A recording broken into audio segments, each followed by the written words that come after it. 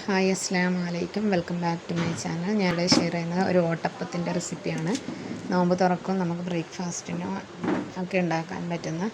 അപ്പോൾ ഇത് ഒരു 2 മണിക്കൂർ കുതിർത്ത് വെച്ച പച്ചരിയാണ്.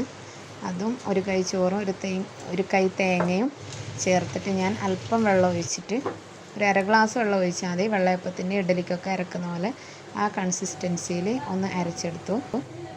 പിന്നെ ഞാൻ ഇതിലോട്ട് 1/4 സ്പൂൺ സോഡാപ്പൊടിയും ആവശ്യത്തിന് ഉപ്പും ചേർത്ത് ഒന്ന് മിക്സ് ചെയ്ത് മാറ്റി വെച്ച് ഒരു അരമണിക്കൂർ നമ്മൾ വെച്ചാൽ മതി. ഇത് സാധാരണ നമ്മൾ മണ്ണിൻ്റെ ഓടിലാണ് ചുടുന്നത് ഓട്ടപ്പം. പക്ഷേ ഇത് ആ പാത്രം ഇല്ലാത്തതുകൊണ്ട് ഞാൻ അപ്പച്ചട്ടിയിലാണ് ചുടുന്നത്. ആദ്യം അപ്പച്ചട്ടി ഒന്ന് ചൂടായതിന് ശേഷം ഒരു തവി മാവ് കോരി ഒഴിക്കണം. എന്നിട്ട് നമുക്ക് ലോ ഫ്ലെയിമിലോട്ട് മീഡിയം ഫ്ലെയിമിലോട്ട് മാറ്റാം. ഇത് നമ്മൾ ആദ്യം മൂടുന്നതിന് മുമ്പ് ഇങ്ങനെ കുമിളകൾ ഇങ്ങനെ വന്നു കഴിഞ്ഞതിന് ശേഷം നമ്മൾ അതൊന്ന് മൂടി വെക്കണം. മൂടി വെച്ച് ഒരു 2 മിനിറ്റ് കഴിയുമ്പോഴേക്ക് അപ്പം റെഡി ആയിട്ടുണ്ട്.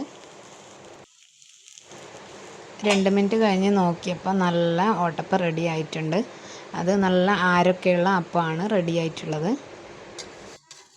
നമുക്ക് ഈ ഓട്ടപ്പത്തിൻ്റെ കൂടെ ചിക്കൻ കറിയോ ബീഫ് കറിയോ മുട്ടക്കറിയോ ഏത് കറി വേണമെങ്കിലും ചേരുന്നതാണ്. വെജിറ്റബിൾ കറിയോ ഗ്രീൻ പീസോ ഏത് വേണമെങ്കിലും ഉണ്ടാക്കാൻ പറ്റുന്നതാണ്. ഇത് പെട്ടെന്ന് ഉണ്ടാക്കാൻ പറ്റുന്ന അരി അരച്ച് വെക്കാൻ മറന്നു പോയെങ്കിൽ അരച്ച ഉടനെ തന്നെ സോഡാപ്പൊടി ഇട്ട് ഒരു 10 മിനിറ്റ് കട്ടിയിൽ അരക്കണം. അതാണ് മെയിൻ.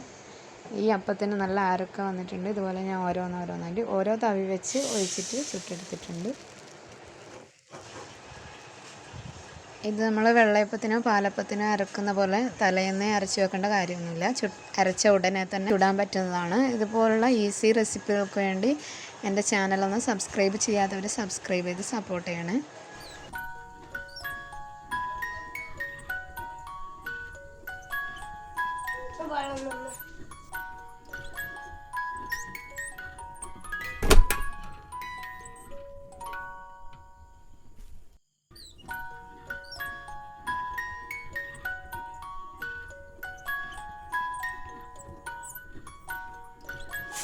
സ്പെഷ്യൽ ചിക്കൻ കറി.